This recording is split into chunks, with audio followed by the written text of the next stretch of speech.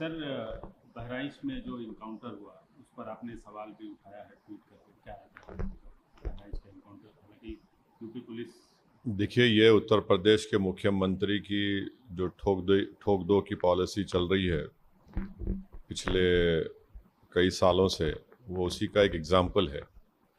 और हम बार बार कह रहे हैं बीजेपी से, प्रधानमंत्री से और उत्तर प्रदेश के योगी आदित्यनाथ मुख्यमंत्री से कि आपकी ठोक दो की पॉलिसी संविधान के ख़िलाफ़ है। आप उत्तर प्रदेश को चलाइए संविधान से, रूल ऑफ लॉ से चलाइए, रूल बाय गन से मत चलाइए। क्योंकि एक बार अगर कोई गलत चीज़ का आप आगाज़ कर देंगे तो वो गलती चलते रहेगी और कोई भी किसी को उठाकर गोली मार देगा। अब आप हमको ये बताइए कि अगर उन दो लड़कों की बहन वो वीडियो जारी नहीं करती कि मेरे दोनों भाई को और एक परिवार के शख्स को सुबह 4 बजे पुलिस आकर उठाकर लेकर गई, तो क्या होता था अभी तक? और दूसरा है कि पुलिस को ये बताना चाहिए था कि उनको अरेस्ट बताना चाहिए था, अरेस्ट भी नहीं बताए। और फिर जहाँ पर हादसा हुआ और उससे 70 किलोमीटर दूर ले जाकर हथियार छुपाता है अपना, और फिर जहाँ पर ये एनकाउंटर होता है वो कितनी दूर है उस हथियार दस्तियाब करने की जगह से। तो ये सरासर गलत है। ये एक संविधान की धज्जियाँ उड़ाई जा रही हैं।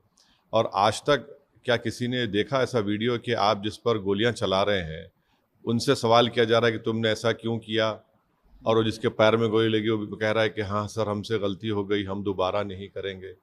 तो ये ऐसा दिख रहा था कि कोई नेटफ्लिक्स पर कोई पिक्चर चल रहा है। यानी जो भी स्क्रिप्ट राइटर है उसको तो अपनी नौकरी छोड़कर, तो सरकार को छोड़कर उसको जाना चाहिए नेटफ्लिक्स में, उसको बहुत पैसे मिल जाएंगे। और दूसरा ये कि हम तो स्पोर्ट्स मंत्री से अपील करेंगे कि जो निशाने पे मार रहे हैं, 200 एनकाउंटर ऐसे निशाने पे मारे हैं, इनको ओलंपिक भिजाइए, भारत को गोल्ड मेडल सिल्वर मेडल ला लेंगे। एक मजाक बना के रख दिए। अच्छा, बहरेच में जो बाद में जो हिंसा हुई, दुकानें जलाई गई, अस्पताल जलाया गया, शोरूम जलाया गया, आपने कितनों गिरफ्तार किया? ये आप रिवेंज की जो सियासत राजनीति कर रहे हैं, इससे किसी का फायदा होने वाला नहीं है। गोपाल मिश्रा की यकीनन हत्या हुई है, इसे कोई इनकार नहीं कर सकता, मगर आप ले जाकर गोली मार देंगे। अरे भाई, अगर प्रूफ है तो सजा दिलवाइए ना। कोर्ट किस लिए है? बीएनएस किस लिए है? ये सब किस लिए बनाया गया है? अगर आप ही खुद जज बन जाएंगे, आप ही खुद फैसला सुनाएंगे, एग्जीक्यूशन बनेंगे, तो फिर कोर्ट की, संविधान की, कानून की जरूरत ही नहीं है। ये तो बहुत गलत हो रहा है और ये एक तरफा और हेट्रेड बताई जा रही है एक समुदाय के खिलाफ। सर, महाराष्ट्र और झारखंड के चुनाव घोषित हो गए हैं। आपने झारखंड में पिछली बार चुनाव लड़ा, झारखंड में आपकी पार्टी ने काफ़ी एक्टिव रोल अदा किया था। तो झारखंड और महाराष्ट्र नहीं, दोनों में हमारी पार्टी ने झारखंड के लिए जनाब आदिल हसन साहब को और जनाब रियाजुल हसन अफंदी जो एमएलसी उनको भिजाया है। वो वहाँ पर जाकर देखेंगे कितने क्या करना चाहिए, कितने सीट लड़ना चाहिए, नहीं लड़ना चाहिए। और फिर अख्तर उल ईमान साहब, बिहार में भी बाई इलेक्शन है, यहाँ पर भी वो भी इसके ज़िम्मेदार रहेंगे। जहाँ तक महाराष्ट्र का मामला है, हमने 5 कैंडिडेट्स का ऐलान कर चुके हैं। और भी कैंडिडेट्स के ताल्लुक से हमारी इम्तियाज़ जलील साहब की, अकबरुद्दीन ओवैसी साहब और जितने हमारे बड़े नेता हैं उनसे बातचीत चल रही है। ये टाइम बहुत कम है और हम लड़ेंगे महाराष्ट्र का चुनाव। हमारे 2 विधायक वहाँ से ऑलरेडी जीत कर आए, 2 हैं।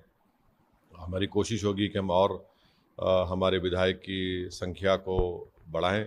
और साथ ही साथ हम ये भी उम्मीद करते हैं कि महाराष्ट्र की जनता दोबारा फडणवीस शिंदे की सरकार को अपना एतमाद नहीं देगी। मगर हमारी पूरी कोशिश यही है कि एमआईएम पार्टी के एमएलएस की तादाद में इजाफा हो, इम्तियाज़ जलील की लीडरशिप में हमारे ज़्यादा तादाद में एमएलएस जीत कर महाराष्ट्र की विधानसभा में गरीब और मजलूमों की आवाज़ को बुलंद कर सकें, उनकी इंसाफ की लड़ाई को लड़ सकें। और हर समुदाय का एक सियासी आवाज़ होनी चाहिए, हम वो कोशिश कर रहे हैं। सर, यूपी में भी 10 सीटों पर 9 चुनाव है। सीट पर। नौ पे अनाउंसमेंट हुआ है चुनाव का। एक रोकी गई है क्योंकि कोर्ट में मामला है। हाँ, तो हम हमारी बहन मोहतरमा पल्लवी पटेल साहिबा के साथ इस चुनाव में जाएंगे, लड़ेंगे।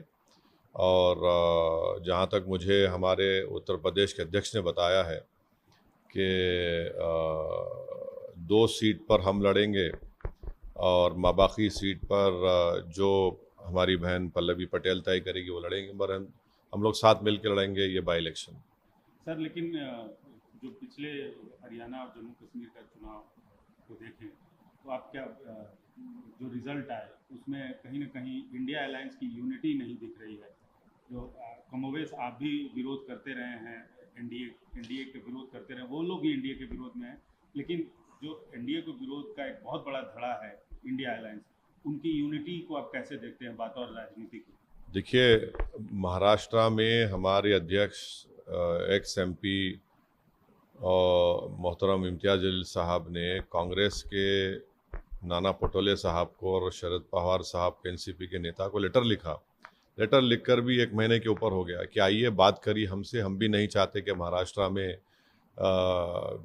फडणवीस और शिंदे की सरकार बने। अब वो उनको तय करना है, मैंने पब्लिकली भी इस बात को कहा है, तो अब और हम क्या कर सकते हैं? मगर हमको तो अपनी पार्टी है वहाँ पर, हमारे स्ट्रांग पॉलिटिकल प्रेजेंस है हमारा वहाँ पर। और आज से 3-4 दिन पहले जो मराठा रिजर्वेशन के एक बहुत बड़े नेता है जनाब जरंगे पाटिल साहब से भी इम्तियाज जलील साहब जाकर बातचीत किए, बहुत देर उनसे बातचीत हुई। तो हम तो कोशिश कर रहे हैं। अब देखिए, अब ये हर पार्टी को अपना अपना काम करना है, मगर जहाँ तक हमारी पार्टी पर लोग जो हमेशा सवाल उठाते थे, मैंने दूसरी तरफ से, जनता तो नहीं, हम तो बता रहे हैं अब ये उनको तय करना है, नहीं तो हम तो लड़ेंगे चुनाव। हमारे एमएलए हैं, 2 एमएलए हैं वहाँ पर।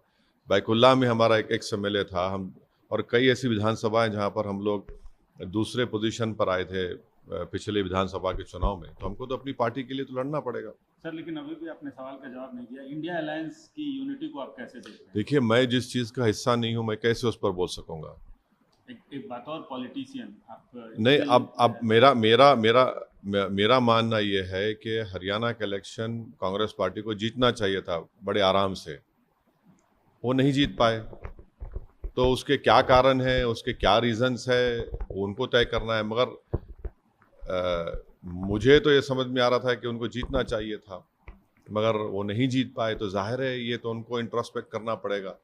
इसके बावजूद भी हम ये कह रहे हैं कि महाराष्ट्र में हमारे पार्टी के अध्यक्ष ने वो कोशिश की।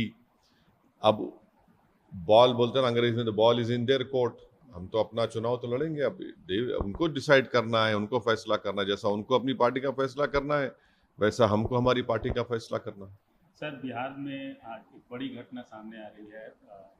कम से कम अभी तक जो आंकड़े आ रहे हैं, 35 लोग जहरीली शराब पी के कल से आज तक अभी खबर है कि अभी तक का जो आंकड़ा सामने है, 35 लोग जहरीली शराब पी के मौत हो चुकी है। ये बड़ी ही तकलीफदेह और दुख भरी बात है कि जिस प्रदेश में प्रोहिबिशन है, शराबबंदी है, वहाँ पर जहरीली शराब गरीब लोग पीकर मर रहे हैं। तो इससे बात मालूम हो रही है कि वो प्रोहिबिशन कोई जिस तरीके से होना चाहिए नहीं हो रहा है। बराबर वहाँ पर शराब मिल रही है, और ये जो पूरे स्मगलर्स हैं, ये जो माफिया है, ये मजबूत हो रहा है उससे। और एक वक्त आएगा ये लोग पैरेलल इकोनॉमी चलाएंगे। जैसा अमेरिका में जब कई बरस पहले, 80-90 साल पहले अमेरिका में वहाँ पर इसी तरह नशाबंदी की गई थी, तो एक अल कैपोन नामी बहुत बड़ा माफिया बन कर गया था इसी वजह से। तो ये तो सरकार का जिम्मेदारी है कि इस पर सख्ती से अमल करें। भाई, आप जब डिसीजन लिए हैं तो उसको रोकिए ना। और कैसे शराब मिलती है वहाँ पर? अच्छा, जिसको शराब चाहिए उसको मिल जाती है, मीडिया रिपोर्ट करता है। अब ये गरीब बेचारा, तो ये माफिया लोग इनको दे रहे हैं, जहर पी के मर रहे हैं। तो ये तो सरकार की जिम्मेदारी है कि उसको ईमानदारी से, सख्ती से रोके उस चीज़ों को। सर, एक अंतिम सवाल है, वो थोड़ा इंटरनेशनल इशू है और आपका इंटरेस्ट भी रहता है। इंडिया और कनाडा का जो इस समय चल रहा है रिलेशन को लेकर, इंडिया कनाडा रिलेशन को कैसे देखते हैं? नहीं, इस पर तो हम चाहेंगे कि जब पार्लियामेंट, विंटर सेशन पार्लियामेंट का शुरू होगा, उस पर एक बड़ा डिबेट हो कि आखिर ये क्या है। और उससे गंभीर जो है वो अमेरिका का है कि हमारे एक शख्स को उन्होंने चेक रिपब्लिक से पकड़ लिया, और फिर हमारा भारत का एक हायर ऑफिसर्स का डेलीगेशन यूएस भी गया।